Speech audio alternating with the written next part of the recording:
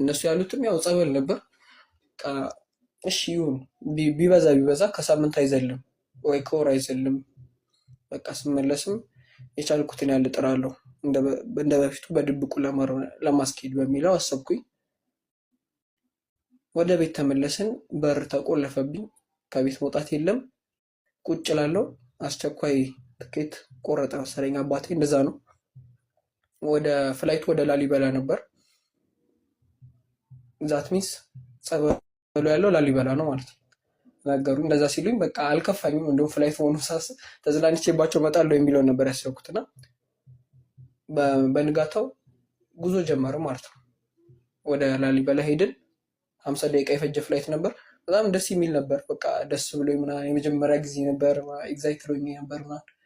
ከዛ እዛ ስደርስ ሌላ ታሪክ። ሙቀቱ ቦታው ላይ ወላሂ የሄደ ሰው ካልሆነ አያውቁም። እኛ እዚህ 20 ምናምን ደርሶ ነው በቃ ሞቀን ምናምን የምንለው አዲስ አበባ። እዛ ከ30 የሚያልፍበት ጊዜ አለ። ቀን 6 ሰዓት በተለይ እና በጣም ገና ከፕሌን ስንወርድ ጀምሮ አየሩ ይጋረፋል ነገር ነበርና ወረድን። ከዛ በኋላ ወደ ጸበሉ ቦታ በባጃጅ ሄድን። 17 ኪሎ ሜትር ወላሂ ነው ላለማሸት 17 ኪሎ ሜትር። ገነተ ማርያም ይባላል ቤተክርስቲያኑ። እሱ ውቅራ ቤተክርስቲያን ነው፣ ግን ብዙም አይታወቅም። ወጣ ያለ ቦታ ላይ ነው ያለው። ከዛ ወደዛ ሄድን። በባጃጅ ነው ሄዱ 17 ኪሎ ሜትር። በጣም ደክሞን ነበር። ገብተን ተኛን። ከዛ ድጋሚ ተቀሰቀስኩ በሌሊት ላይ 9 ሰዓት። ምንድነው ስላቸው እጠመቃለሁ አሉ። እሺ የመጣሁትም ለዛ ነው ችግር የለውም አልኳቸው። ከዛ መጠመቅ ጀመርን። በቃ ቄሱም እየመጣ ይዝታል፣ ያም እየመጣ ይዝታል። አይ ቲንክ ዘመዳማቾች ናቸው መሰለኝ ሰዎቹ፣ እኔ በደንብ አላውቃቸውም። ግን በቤተሰባቸው ነው የመጡት እነዚህ ሰዎች። በቃ በጣም የማይደረግ ነገር ነው። እኔ ደፍሮኝ የማያውቁት ይላል። ያም እየመጣ እኔ በጣም ብዙ ናቸው ወላሂ፣ በስነ ስርዓት ራሱ አላወቅኳቸውም። ከዛ በቃ ጸበል ተጀመረ። ጸበል ሲጀመር የመጀመሪያው ፌዝ የሆነው 3 ቀን መጠመቅ ነበር። 3 ቀን የምጠመቀው ያው በእነሱ አይዲያ ስለከፈርኩኝ እኔ ወደ ነበርኩበት ለመመለስ ግዴታ 3 ቀን ቄደር መጠመቅ ነበረብኝ እና 3 ቀን ቄደር ተጠመቅኩኝ። ሌሊት 9 ሰዓት ነው የምነሳው። ኢማጂን አድርግ፣ ሌሊት 9 ሰዓት ተነስተሽ በጣም ወደታች ገደል ነው፣ በቃ የማይታሰብ ገደል። እዛ ጋር ወርደሽ ያን የመሰለ ቀዝቃዛ በሌሊት 9 ሰዓት። በቃ በጣም ከባድ የነበረው ላይፍ ያኔ ነው። በጣም ቆጨኝ። ባልመጣው ብዬ ነበር ያሰብኩት። በጣም ቁጭ ብዬ ማለቅስበት ጊዜ ነበር። እና ሰዎች ከስካሁኑ ሊማሩ የሚገባው ነገር በቃ በጣም መቸኮል ወላሂ በጣም አደጋ ነው። ነገሮችን ስታደርጉ አንድን ነገር ስታስቡ ደግማችሁ 2ቴ ብታስቡት የተሻለ ነው የሚሆነው። ምክንያቱም በቃ የሚመጣው ነገር 2ቴ ካሰባችሁበት በኋላ ራሱ የማየውን ነገር ቢደርስባችሁ የአቅማችሁን ተወጣችኋል። በቃ አላህ ሱብሃነሁ ወተዓላ ስለቀደረው ነው የሚባለው። ግን በችኮላችሁ የምትወስኑት ነገር ከሆነ ጥሩ አይደለም። ወላሂ የሚቆጫችሁ ጊዜ ይመጣል። ስለዚህ አንድን ነገር ስትወስኑ 2ቴ ብታስቡበት ጥሩ ነው። ፈረንጆች ራሱ እንደዚህ ነው የሚሉት፣ የአንድ ሰው ሀሳብ የ36 ሰው ጤነኛ ጉልበት ነው ይባላል። ማለት ትልቅነቱን ነው እያሳዩ ያሉት እዚህ ጋር። አንድ በምትወስኙ ውሳኔ ነው ምን ያህል መሄድ እንደምትችል ነው የተናገሩ ያሉት። ስለዚህ ይሄኛውን ሀሳብ ለማስተላለፍ ፈልጌ ነው። ወደ ታሪኩ ስመለስ 3 ቀኑን ጨረስኩ። ከዛ በኋላ 3 ቀኑ ካለቀ በኋላ የተጀመረው ምንድነው ሌሊት 10 ሰዓት ደግሞ ትንሽ ገፋ አድርገው ወደ 10 ሰዓት እነሳለሁ። ተአምረ ማርያም ይነበባል። እሱን ቆሜ ነው ማዳመጥ ያለብኝ፣ ንቅንቅ የለም። ከዛ ተመልሼ እተኛለሁ። አሁንም እነሳለሁ። ቅዳሴ አለ። ያው አብይ ጾም ስለነበር በሰዓቱ ቅዳሴ እንገባለን። 9 ሰዓት ሲል እንወጣለን። 9 ሰዓት ላይ ምግብ ይሰጠናል፣ እንበላለን። 2 ሰዓት ላይ ማታ 2 ሰዓት ልንተኛ ስንል ይሰጠናል። ከዛ በኋላ መብላት የለም። በቃ አለቀ። በቀን 2ቴ ነው የሚባለው ማለት ነው። ያው እኔን ትሪት ያደረጉኝ የከተማ ልጅ ስለሆንኩ ነው እንጂ እንደዚህ ትሪት የተደረግኩት ሌላ ሰው ቢሆን እንደዚህ ትሪት አይደረግም። ማለት በቀን 1ዴ ነው መብላት የሚፈቀደው። ቦታው ላይ ጫማ ማድረግ አይፈቀድም። በባዶ እግር ነበር የሚኬደው፣ ግን ለእኛ ፈቀዱልን እና በጣም በቃ ትግል ነበር የነበረው ቦታው ላይ። በጣም የሚያስጠላ ትግል። በሆነ ወይ ስታያቸው ሰዎቹ ካይንዳ ናቸው። በቃ ላይክ ይተባበሩሻል፣ ነገር ከአቅምሽ በላይ አያስጨንቁሽም። ግን የሆነ በቃ ስለ ኢስላም ሲነሳ ሸይጣናቸው ከች ነው የሚለው፣ እራሱ ነው የሚመጣው። ሙሐመድ እንዲህ አድርጎ ይላል። ወላሂ እስካሁን ድረስ ከጭንቅላት የማይጠፋ ብዙ የነገሩኝ ታሪኮች አሉ። ብዙ እንዴት እዚህ ስማች ሰው ውሸት ይፈጥራል? እንዴት የማይሆን ነገር እኮ ነው ወላሂ። አትሊስት ሲዋሹ እንኳን ውሸታቸው እኮ አንድ አይደለም። አንዱ መጥቶ የሚነግርሽና አንዱ መጥቶ የሚነግርሽ በጣም የተለያየ ታሪክ። ወይ ኢትዮጵያ እንደዚህ እንደዚህ እንደዚህ ብቻ እንለፈው እና እሱን ነገሮች በጣም በቃ ከባድ ሆኖብኝ አለፍኩኝ። በቃ አንዳንዴ ከአቅምሽ በላይ የሚሆንበት ጊዜ አለ፣ ግን አልሐምዱሊላህ አለፈ። መጀመሪያ የታሰበው 7 ቀን ነበር። ከዛ 6ኛው ቀን ላይ እሑድ ቀን ነበር የነበረው። በጣም በቃ ቁጭ ብዬ እያሰብኩ ያለ ልጁ ስልኩን ሰጥቶኝ ነበር ለክፉም ለደጉም ብሎ። ያንን ስልክ እንዴት እንደሆነ አላውቅም፣ አላህ ሱብሃነሁ ወተዓላ ጭንቅላቴ ላይ ያፈጣልኝና አስታውሸው ደወልኩለት ለልጁ። ስደውልለት ማዘሩን ነበረች ያነሳችው። ነገርኳት፣ ተረጋጋ አለችኝ። በጣም እያለቀስኩ ነበር የነገርኳት። እዛ ከልጁ ጋር አገናኘችኝ። ልጁም አዋራኝ፣ ተረጋጋልኝ። በቃ ከሱ ጋር ማውራት ጀመርን። ትንሽ ተረጋጋው። ከዛ በቃ የማይጠፋ ጥፋት ያጠፋሁት ለመምጣት 1 ቀን ሲቀረን ከልጁ ጋር አወራንና ወሬያችንን ሳንጨርስ እኔ ትቼው ቁጭ አደረኩት ስልኩን። ከዛ ልጁ የመጨረሻ ቴክስት ላከ። አላህ ከታጋሾች ጋር ነው ነበር የሚለው ቴክስቱ። እና ድፍረቴ ደግሞ በፋዘር ስልክ ነበር ከሱ ጋር ስላላክ የነበረው። እኔ በሰዓቱ ስልክ አልነበረኝም። ፋዘር የፍላይቱን ትኬት ቼክ ሊያደርግ ሲገባ አጋጣሚ ያየው ቴክስቱን እና ነገራቸው ለሰዎቹ። ሰዎቹ በቃ ቀን መጨመር አለበት አሉ። ምን ማድረግ ይቻላል? እንዲህ አይነት ቦታ ላይ ምንም ማድረግ አልቻልኩም። በቃ እሺ ነው ያልኳቸው። በጣም ዛቱብኝ ቁጭ አድርገው። በቃ አንተ አዲስ አበባ ከተመለስክ በኋላ እንደዚህ አይነት ነገር የምታስብ ከሆነ እዚሁ 40 ዓመት አብረን እንበሰብሳለን እንጂ ከዚህ አትወጣም አሉ። ኧረ እኔ እንደዚህ አላሰብኩም እያማልኩ በቃ እያለቀስኩ እነሱ እንትን በሚሉት ነገርኳቸው። ኤኒዌይስ በቃ 5 ቀን መጨመር አለበት አሉ። 5 ቀን ድጋሚ ቆየሁ ማለት ነው። በጣም በቃ ደባሪ ነበር። ረመዳኑ ግማሹ እዛው አለቀ ማለት ነው። ከዛ ተመለስን። ስንመለስ በጣም ላይክ ከባድ ነበር። ስንመለስ ደግሞ ፍላይቱ ተስተጓጉሎ ነበር። በቦታው ላይ በሰዓቱ ጦርነት ነበር ምናምን ነገር። ጥይት መስማት ወላሂ ብርቅ አልነበረም። ከባባድ መሳሪያዎች ምናምን ነገር በቃ ተለምዶ ነበር። ሌላ ሀገር እስኪመስልሽ ድረስ ነበር ኮንፍሊክት የነበሩ ቦታው ላይ እና ፍላይት ዘግይቶ 1 ሰዓት 2 ሰዓት መሰለኝ 2 ሰዓት ነው የዘገየው። 7 ሰዓት ነበር ፍላይቱ። የተነሳ ነው 10 ሰዓት ነው ማለት 9 ሰዓት። ከዛ ፍላይቱ ልክ ኢትዮጵያ ስንደርስ በቃ ማለት አዲስ አበባ ስንደርስ ደስ አለኝ ወላሂ። ሊሆነ ከማይሆን ነገር ወጥተሽ ወደ ደስ ወደሚል ነገር ስትገቢ ያለው ነገር ፊሊንግ አለ። ልክ እንደዛ ነው። በቃ የምመለስ አልመሰለኝም ነበር። እዛ ያለው በቃ አዲስ አበባን የሆነ እንደ ዲሲ ነበር ማየት። በቃ የማይገባባት ሀገር አድርጌ የኖርኩባትን ቦታ የማይገባባት ሀገር አድርጌ ነበር ያሰብኩት። በጣም ነበር ሜንታሊ ጫና ደርሶብኝ የነበረው፣ ግን አልሐምዱሊላህ ከዛም ሪከቨር አድርጌያለሁ። መጣሁ እዚህ። ከዛ ትምህርት ቤት መግባት ይችላል ተባለ። ትምህርት ቤት ገባሁ። ትምህርት ቤት ስገባ ልጆቹ መጡ አገኙ። በድብቅ ነበር የምንገናኝ የነበረው። ያኔ ሰው ሁሉ አውቆ ሰምቶ ስለነበር በቃ ወሬ ይወራል ምናምን። ትምህርት ቤት ውስጥ በጣም የሚያስጠላ ቀይ ሴቶች ወሬ አለ። የማይመስል ነገር ያወራሉ። በቃ ለሴት ብሎ ነው፣ ግማሹ እንደዚህ እንደዚህ ብሎ ነው ይላል፣ ግማሹ በቃ የሆነ ብቻ እኔ እንጃ። አልሐምዱሊላህ ብዙ አይነት እንትኖች ነበሩ። እኛ በድብቅ የተገናኘ እናወራ ነበር። ይመክሩኛል፣ እንደዚህ እንደዚህ አድርግ፣ ከዚህ በኋላ ይፋ አታውጣም፣ በቃ በድብቅ ነው መኖር ያለብህ አሉ። እኔም በሀሳባቸው ተስማማው። ግን አሁንም ችኩልነቱ አለቀቀኝ። ከ1 ሳምንት በኋላ በቃ ድጋሚ መልሼ የነበርኩበት ስታተስ ውስጥ ገባ። ይሄ እንደዚህ ሊያስገባኝ የቻለው ደግሞ ምክንያት የመጀመሪያው አርብ ከእነሱ ጋር ከትምህርት ቤት ወጥቼ ጁማ ሰገድኩ። ከዛ ማንም ሳያውቅብኝ ወደ ትምህርት ቤት ተመለስኩ። እሑድ ደግሞ ከቤተሰብ ጋር ቤተክርስቲያን ሄድኩ። እንዲህ ይሄ ነገር ወዴት ሄድኩ ነው? አትሊስት ወደ አንዱ እንኳን አላመዘንኩ። ጁማን ብቻ እየሰገድኩኝ ሰንበትን ብተው አትሊስት የሆነ ሳይድ ይዣለሁ። ሰንበት ነው እየሰገድኩ ጁማም እንትን እያልኩኝ ከሆነ ለራስሽም በቃ ጭንቅላትሽ ይበጠበጣል። እና ከዛ ሳይድ አይቼው ስለነበር በጣም ደብሮኝ ነበር። አሁንም መናገር ፈልጋለሁ ስለ ጓደኛዬ። በቃ አሁን ግን ስትናገር ከቤት ወጥተህ ነው መሆን ያለበት። በቃ የሚረዳ ሰው ፈልገህ ካገኘህ በኋላ ተናገር አለ። የሚረዳኝንም ሰው አልፈለኩም፣ ምንም አልፈለኩም። ያደረኩት ነገር ከቤት ወጣው ነገርኳቸው በስልክ።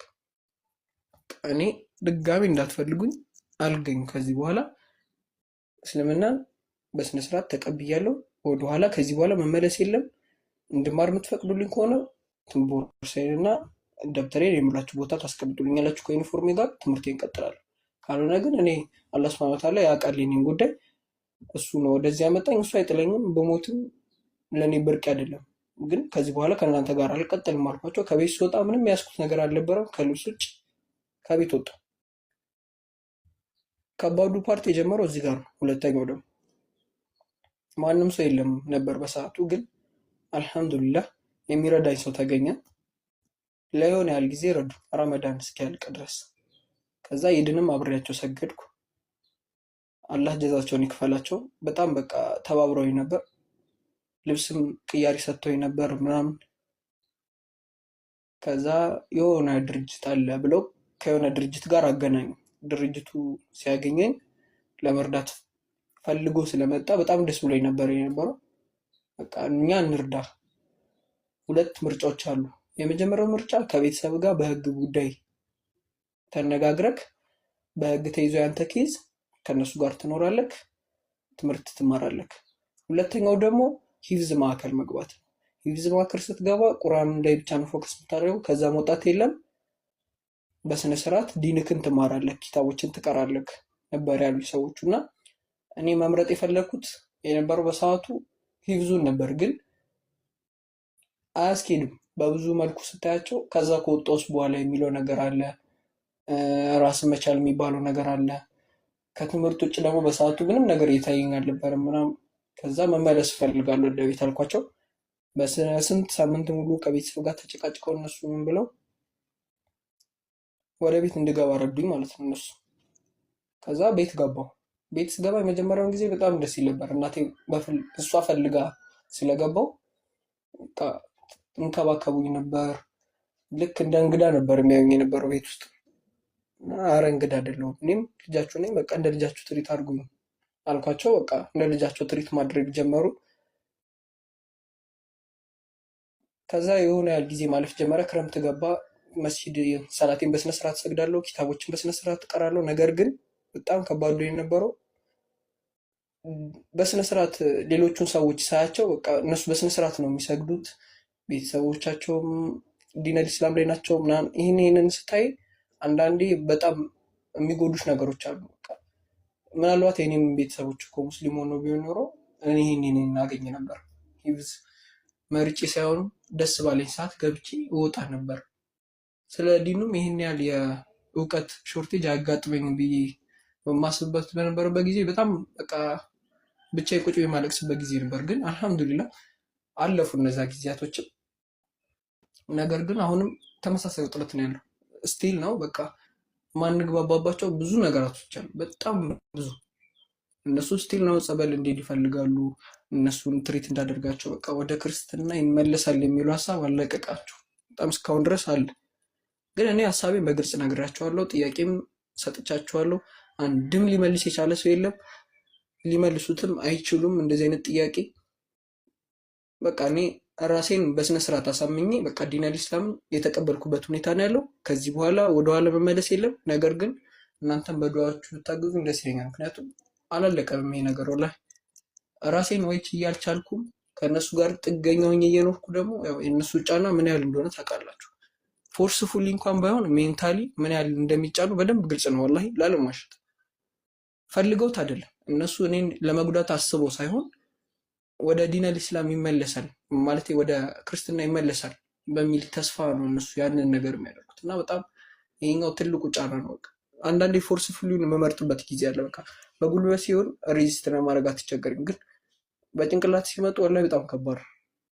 ይሄ ምግብ አለማግኘት በምትፈልጉ ሰዓት ምናምን እነዚህ ነገሮች በቃ 3 ያለ መብላት ምናምን ነገር ሲመጡ በጣም ጫና ያሳድራሉ። ግን አልሐምዱሊላህ እኔ ችግር የለብኝም። የምግብ ምናምን ነገር እንደዚህ ምግብ አላገኘውም ብዬ ወደኋላ ለመመለስ አይነት ሰው አይደለሁም። ግን እነሱ በዚህ ተስፋ በጣም እየቆዩ በሄዱ ቁጥር እኔ ራሴ ወላሂ በጣም የተጎዳው ነው እያገኙት ያሉት። ግን በቃ አላህ ሊያሳልፍልኝ ይችላል ብዬ ስለማስብ በቃ ያ ጊዜ እንዲፈጥንልኝ ነው ፍላጎቴ። እና ዱዓ እያደረግኩ ነው። እናንተም በዱዓ ብታግዙኝ በጣም ደስ ይለኛል። የኔ ታሪክ ይህንን ይመስላል። እንግዲህ ጭንቅላቴ ውስጥ ያለውን በሙሉ ነው አውጥቼ የነገርኳችሁ። አልሐምዱሊላ። የመተንፈስ አይነት ስሜትም መጠየቅ ትችላለሽ። አሁን እየሰራ ያለሁት ምንም ነገር ነው። ላይክ ትምህርት ነው የተማርኩ ያለሁት። 11ኛ ክፍል ተማሪ ነኝ። ሰርድ ኳርተር ፋይናል ኤግዛም አሁን በዚህ ሳምንት ከበዓል በፊት ነው የጨረስነው። ከትናንት በፊት ሮብ ዕለት ነበር የጨረስነው ፈተና። ሐሙስ ዕለት ተቀብለናል። አሁን ላይ ተማሪ ነኝ ማለት ነው። ሁለተኛው ደግሞ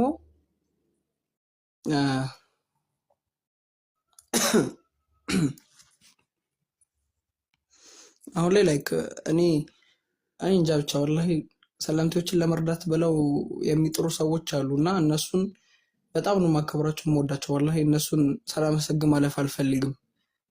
ማለት እነሱ የገባቸው ነገር ስላለ ነው እየጣሩ ያሉት። አብዛኞቹን ያገኟቸው ሰዎች እስከዛሬ ድረስ ሰለምቴ እንርዳ ብለው ከኔ ጋር የተገናኙ ሰዎች ከልባቸው ነው የፈለጉት። ከዚህ እነሱ ሙስሊም ሰለምቴዎች ነበሩ። የሆነ ሰዓት ላይ ያለፉበት መንገድ ነበር እና ወላሂ እነሱን አላህ ጀዛቸውን እንዲከፍላቸው ዱዓ አደርግላቸዋለሁ። ወላሂ እናንተንም እንዳትረሷቸው። ቅድም ስለረሷቸው ነው ወደዚህ ሀሳብ መመለስ የፈለኩትና እንዳትረሷቸው ዱዓ አድርጉላቸው። እኔ አሁን ላይ ተማሪ ነኝ። አልሐምዱሊላህ። እኔ እርዳታ ብዙም ለእኔ የሚያስፈልገኝ ብዙ ሰለምቴዎች አሉ እርዳታ የሚያስፈልጋቸው። ለእነሱ ብትነይቱላቸው ወላሂ እኔ ደስ ይለኛል። ምክንያቱም እኔ አሁን ከቤተሰብ ጋር ነው እየኖርኩ ያለሁት። ይሄ ጎደለብኝ የምለው ነገር የለም። ቤዚክ ኒዶቼ ባጭሩ ተሟልቷል። ማለት ከሌሎቹ አንጻር የተሻለ ኑሮ ነው እየኖርኩ ያለሁት። ከኔ ባሰ ኑሮ እየኖሩ ያሉ ስላሉ ለእነሱ እድል ተሰጥቷቸው እነሱን ሰፖርት ብታደርጓቸው ልክ ኡስታዝ ወሂድ እንዳደረጉት እንደ ተቋም ከፍታችሁላቸው እንደ አቅም ያላቸው ሰዎች አይጠፉም። ገንዘቤን የት ላውጣው የሚል እነሱ ተቋም ተከፍቶላቸው ወላሂ ከቤት ከወጡ በኋላ በረሃብ ምክንያት ከሚመለሱ እዛው ላይ ቆይቶ የተረዱ ዲናቸውን በደንብ የሚያውቁበት ሁኔታ ቢፈጠር ደስ ይለኛል። ሁለተኛው ጥያቄ የነበረው አሁን ላይ የዲኑ ላይ እስከየት ሄዳል የሚለው ነበር መሰለኝ። አይ ቲንክ አረዳዴ ከተሳሳትኩ ታርሚልኛለሽ መጨረሻ ላይ። ግን እሱ አሁን ቁርአን አክትም ያለው ያከተምኩት ያው ኡስታዞች ቨሪፊኬሽን ባይሰጡኝም በራሴ የአቅሜን ጥሪ ቁርአን አክትም ያለው በራሴ ማለት ነው። ኡስታዞች ግን አክትሟል ብለው ቨሪፊኬሽን አልሰጡኝም። ምክንያት ያ የሆነው ደግሞ በመስጂድ ሄጄ የምቀራበት ጊዜ መመጣጠን ባለመቻሉ ነው። ከትምህርት ቤት መልስ በጣም ነው የሚደክመኝ። ከዛ ተመልሼ ደግሞ ወደ መስጂድ እስከሄድ ድረስ 11 ሰዓት ይሆናል። ያ ማለት እስከ መግሪብ ድረስ የ1 ሰዓት ጋፕ ነው በመሀል የሚኖረው። በዛ ሰዓት ደግሞ ብዙም አይቀራም። ኡስታዝም ይናደዱብኝ ነበር። እዛ እሳቸውን እንትን ላለ ማለት ቁርአን አሁን ላይ መስጂድ እየሄድኩ መቅራት አቁሜያለሁ፣ ግን በራሴ እቀራለሁ። ክረምት ላይ 3 ኪታቦችን ቀርቻለሁ። ሜን የሚባሉ ለአቂዳ መሰረት ሊሆኑ የሚችሉ ነገሮች ኪታቦች ሰፊና፣ ኹዝ አቂዳ እና ሚያ ሐዲስ ናቸው። እነዚህን ኪታቦች ቀርቻቸዋለሁ። አሁን ላይ ግን እየረሷቸው ስለሆነ ትንሽ መሞጠል ይፈልጋሉ። እነሱን እሞጥላለሁ። ስለ ዲኑ ያለኝ ነገር ብዙም በሚያሳስብ ሁኔታ ላይ አይደለም። በተጨማሪም ቴሌግራም ላይ የአፍሪካ አካዳሚ ላይ የሚሰጥ ኮርስ አለ። ያ ኮርስ ሲራ፣ አቂዳ፣ ተፍሲር እና የመሳሰሉት ናቸው። አሁን ተፍሲር ላይ ደርሰናል። እነሱንም በስነስርዓት የተማርኩ ነው። እኔ አሁን ላይ ያለሁበት አልሐምዱሊላህ ነው። ግን እነሱ ዲኑን ቢያገኙልኝ ደስ ስለሚለኝ በዱዓ ብታግዙኝ ለእኔ በቂ ነው። ወላሂ ሌላ ምንም ነገር አልፈልግም። ሹክረን ውክቲ። ሌላ ጥያቄ ካለ ማለት እኔም ከአረዳዴ አንጻር ያበላሸሁት ነገር ካለ የምታስተካክሉኝ ነገር ይሄን እንደዚህ ለማለት ፈልገን ነው ጥያቄ የምትሉት ነገር ካለ ጠይቁኝና ከኔ ቀጥሎ ለሚመጡ ሰዎች ቦታ ልልቀቅ። አዎ 1 ዓመት ከ1 ወር ከ2 ሳምንት። እሺ ሀሳቡ በጣም ጥሩ ሀሳብ ነው። እክቲ እንደኔ ማለት ማስተላለፍ ከምፈልጋቸው ትልልቆቹ ሜሴጆች ውስጥ አንዱ ነው የጠየቅሽኝ። ለሙስሊሙማ ምንድን ነው ማስተላለፍ የምፈልገው ነገር የሚለውን በጣም በቃ መመለስ ከምፈልጋቸው ነገሮች ውስጥ አንዱ ነው። ሁሉም ነገር ሊቀር ይችላል ማለት የሚያሳስቡ ነገሮች አሉ አይደለ? እዚህ ዱንያ ላይ ሳለው ቤተሰብ መመስረት ወይም ደግሞ ቤተሰቦች ማስደሰት ምናምን፣ እነዚህ ስታፎች በሙሉ ተሰብስበው ከአንድ ነገር ሊበልጡ አይችሉም። አላህ ሱብሓነሁ ወተዓላ ለእኛ ካለው ውዴታ እኛን ካከበረን ክብር አንጻር መቼም ሊበልጡ አይችሉም። መቼም ማለት ነው። አሁን እናቴ የውመል ቂያማ መታ ስትጠየቅ አላውቀውም ብላ ልትሮጥ ትችላለች። ነገር ግን አላህ ሱብሓነሁ ወተዓላ አሁን እንኳን እኔ የምሰራውን አመፅ ወላሂ እኔ ነኝ የማውቀው፣ ግን አምጬ በደቂቃዎች ውስጥ የሚያሳየኝ ነገር ወላሂ በጣም እንዲቆጨኝ ነው የሚያደርገው። በቃ ለምን እንደዚህ እሱ አሁን እንደኔ እንደዚህ ያደረገልኝ እንዴት እነዚህ ነገሮች ይዳፈራሉ? በቃ መዳፈር የሌለብኝ ወንጀል እንዴት አስበዋለሁ። መጀመሪያ አካባቢ የነበረብኝ ችግር ምን መሰለሽ? ሰላት እንትን በጣም ይከብደኝ ነበር። በቀን 5 ጊዜ ማለት በፊት ላይ እስኬጁል ያልነበርኩ ሰው ነኝ ማለት በቀን 5 ጊዜ አይደለም 1 ጊዜም ራሱ አልሰግድም ነበር። ያው ጀስት በልብ ማከረር ብቻ ነበር የነበረው። ነገር ግን አሁን ላይ ሲመጣ ፕራክቲካሊም ነው ስላልሽ ብቻ አይደለም በተግባርም ማሳየት አለብሽ። ይዛ ነገር ላይ ወላሂ በጣም ተጠንቀቁ። በቃ ሰላት ላይ አብሶ ቀለል አድርጋችሁ ያያችሁ ሰዎች ወላሂ ራሳችንን እንጠይቅ። በቃ እኔ የፈለገ ሊቀር ይችላል። አላህ ሱብሓነሁ ወተዓላ የውመል ቂያማ የመጀመሪያ ላይ ሂሳብ የሚደረገው ምንም ነገር አይደለም። ምንም ነገር ቀድሞ ሰላት ነው። ሰላት ከተስተካከለ ሁሉም ነገር ተስተካከለ ነው ያሉት ረሱል ሰለላሁ ዐለይሂ ወሰለም። የፈለገ ነገር ጥሩ ስራ ሰርተሽ ዘካ ሰጥተሽ ማንንም ያላደረገውን አድርጌያለሁ ብለሽ አስበሽ ሰላትሽ ከተበላሸ ወላሂ በጣም ኪሳራ ነው። አላህ ሱብሓነሁ ወተዓላ በእናንተና በካፊሮች መካከል ያለው ልዩነት ሰላት ነው እስካለ ድረስ ሰላታችንን መጠበቅ አለብን። ሰላት ለአንድ ሙእሚን እንደ መሰረቱ ነው። በቃ ወዴትም እንዳይጠቃ በሸይጣኑ ዋስ እንዳይወሰወስ ሊረዳው ከሚችለው ከ50% በላይ አንደኛው ሰላት፣ ሁለተኛው ቁርአን ነው። በቃ ቁርአን እኔ ራሴ አላህ ሱብሓነሁ ወተዓላ ይዘንልኝ አንዳንድ ጊዜ የምታውባቸው ጊዜያቶች አሉ። በቃ በነገራቶች መሳብ ምናምን ነገር ይሄን አድርጌ ስል ይመሻል እተኛለሁ። ነገም እንደዚህ ወላሂ ጥሩ አይደለም። አላህ ሱብሓነሁ ወተዓላ ደረጃሽን ሊያልቀው ከፈለገ ቁርአን ምን ያህል ትቀሪያለሽ የሚለውን ከግንዛቤ ውስጥ ማስገባት አለብሽ አንቺ ራሱ። በቃ የፈለገ ነገር ይቅር፣ አንቺም እንድትማሪልኝ የምፈልገው ነገር በቃ ቁርአን ላይ ወላሂ እንዳትደራደሪ። በቃ በቁርአን መቅራት ያለብሽ ታይም ለራስሽ አስቀምጪ። በቀን አትሊስት ቢከብድሽ እንኳን ይሆናል ለ30 ደቂቃም ለ1 ሰዓትም ከቻልሽ ልክ ለቲክቶክ እንደምናወጣው ጊዜ የቻልሽውን ያህል ተጠቅመሽ ለቁርአን ብታወጪ በጣም ደስ ይለኛል። ሶስተኛው ነገር በቃ ወንጀሎችን አለመዳፈር ነው። አውቃለሁ ወንጀል አንሰራም ማለት አልችልም፣ ሁሉም ሰው ይሰራል። ግን አትሊስት በጣም የምንዳፈራቸው ነገራቶች መቀነስ መቻል አለብን። በተለይ ደግሞ እኛ ሙስሊሙንማ ሌሎቹ ሰዎች እስልምና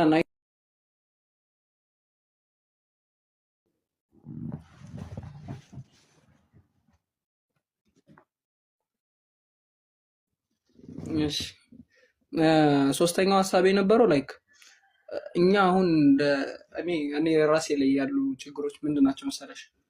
ለእስልምና እኛ አምባሳደር ነን። አምባሳደር ማለት በካፊሮች ፊት እንደ ተወካይ ነን። ካፊሮች እኛን ነው የሚያዩት። አሁን እኔ ያየኋቸው እነዛ ኒቃቢስቶች አኽላቃቸው በጣም በቃ ይለይ ነበር።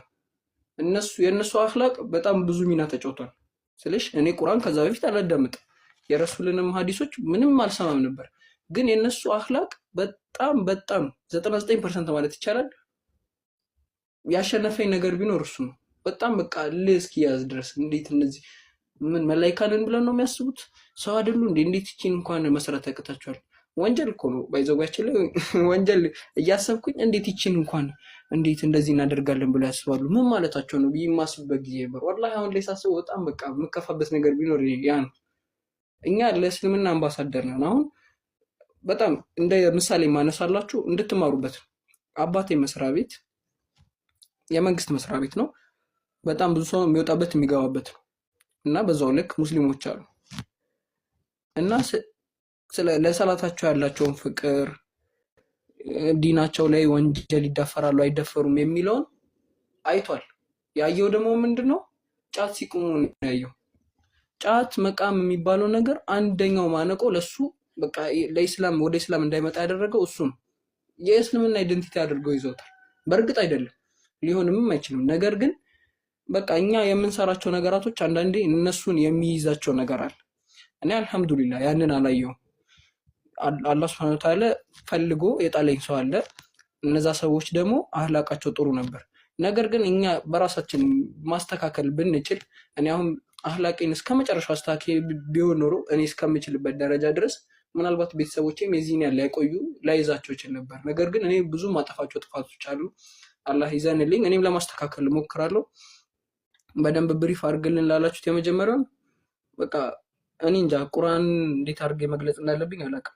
ብቻ በቻላችሁት አቅም በቀን ቢያንስ የሆነ ያህል ቁርአን እኔንም ጨምሮ ሁላችንም በቃ ማሻሻል ብንችል አሁን በቀን ውስጥ ሳንፈልግ ራሱ የምንቀራበት ጊዜ አለ። አላህ ሱብሓነሁ ወተዓላ ጋር በቀን 5 ጊዜ እንገናኛለን። 5 ጊዜ ስንገናኝ ቁርአንን እንቀራለን።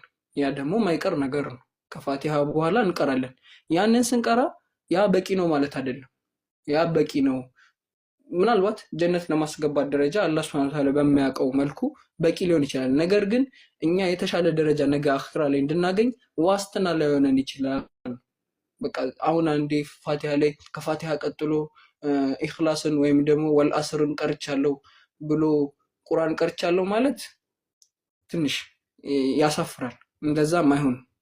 አላህ ሱብሓነሁ ወተዓላ ነገ ሂሳብ ሲያደርግልን ማናፍርበት እንዲሆንልን በቃ አላህ አይደለ ራሳችን ማስተንተን በምንችለው ጥግ ሄደን ረዘም አድርገን በቀን ውስጥ ቀርተን በቃ ጭንቅላታችን ረፍት የሚያደርግበትን ያህል በቃ ለየውመል ቂያማ ዛሬ ምን ይዤ ነው ያደርኩት፣ የዛሬው ላይ ምን ይመስል ነበር የሚለውን ከፈተሽ ግን በጣም ትልቅ ነገር ነው። በቃ ይሄ እኔ ራሱ አስቤው ላስተካክለው ያልቻልኩት ነገር ነው።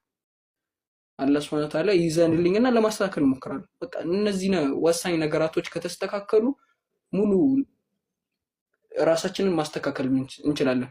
ቀልብ ረሱል ሰለላሁ ዐለይሂ ወሰለም የሰው ልጅ ሰውነት ውስጥ አንድ ቁራጭ ስጋ አለች። እሷ ከተስተካከለች ሙሉ አካል ይስተካከላል።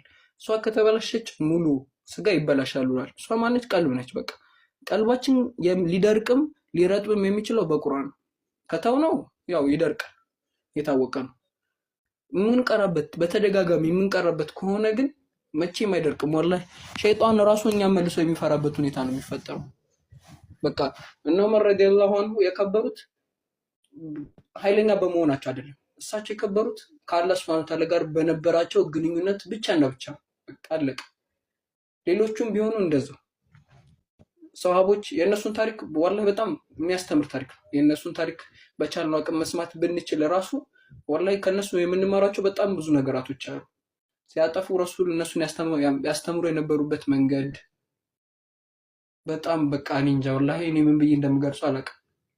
እና አንዳንድ በላዎች ሲመጡ ደግሞ በሰው የማመካኘት ነገር ምናምን ሰምቻለሁ ከዚህ በፊት። አሁን በቅርቡ ኢትዮጵያ ላይ የመሬት መንቀጥቀጥ ነበር ምናምን ነገር እና ብዙዎቻችን ስንል የነበረው በቃ እና አሜሪካ እንደዚህ ያደረጉ እንደዚህ ይሄ እንደዚህ ተስፋፍቶ ዚና ተስፋፍቶ ወንጀል ተስፋፍቶ ቆይ ከዛ ሁሉ እኛ ምን ሰርተናል? እዚህ ውስጥ እኛ ምን ኢንቮልቭ አድርገናል? የኛ ወንጀል ምን ያህል ይሄ ነገር እንዲፈጠር አድርጓል? አላህ ሱብሓነሁ ወተዓላ እንዲህ ይለናል፣ አንድን ሰው በላ ቢመጣበት በራሱ ጥፋት እንጂ በሌላ አይደለም። በቃ እኔ አሁን የሆነ ነገር ቢያገኘኝ በራሴ ጥፋት እንጂ ለሌላ ነገር አይደለም። ለፊትና የሚያመጣውን ነገር ለየት ያለ ግን በላ ሲመጣብኝ እኔ ያጠፋሁት ነገር ቢኖር በእኔ ወንጀል ነው እንጂ ሌላ ነገር አይደለም። እሱም በግልጽ ተቀምጧል። ስለዚህ በቃ የቻልነውን ያህል ዱንያችን አጭር ነች። ዱንያችንን ካስተካከልን ነገ አኺራ ላይ አናፍርበትም። በቃ የዘላለም ቤታችን ወላሂ እኔ መጀመሪያ ላይ አቅልዬ አይቼው ነበር፣ ግን በጣም ከባዱ ነገር በኋላ ላይ የሚመጣው ነው። ገና የቀብር ኬላ ላይ ነው የምትያዡ። አስበሻል?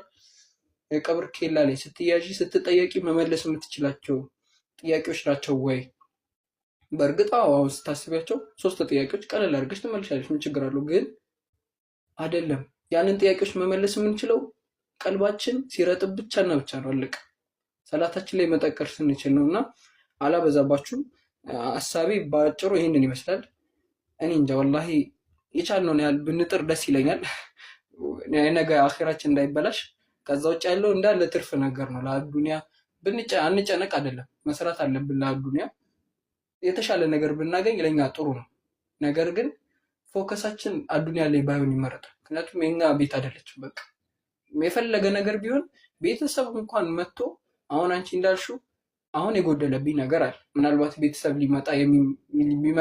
ሊሞላው የሚችል ነገር ግን ከዛም በኋላ ቤተሰብ ከመጣም በኋላ የማይደፈኑ ቀዳዳዎች አሉ። በቃ ዱንያ እንደዚህ ነች፣ አትደፈን። መቼም ሙሉ ልትሆን አትችልም። ነገር ግን እኛ ከሰራንባት ይችን ጊዜ በኋላ ላይ የተስተካከለ በቃ ሀሳብ የማናስብበት ያላሰብነውን አይነት ኑሮ የምንኖርበት ጊዜ ይመጣል እና ለዛች ጊዜ ብቻ ወላሂ አደራ ማለት ነው እንጂ የምፈልገው ሌላ ምንም የምጨምረው ነገር የለም።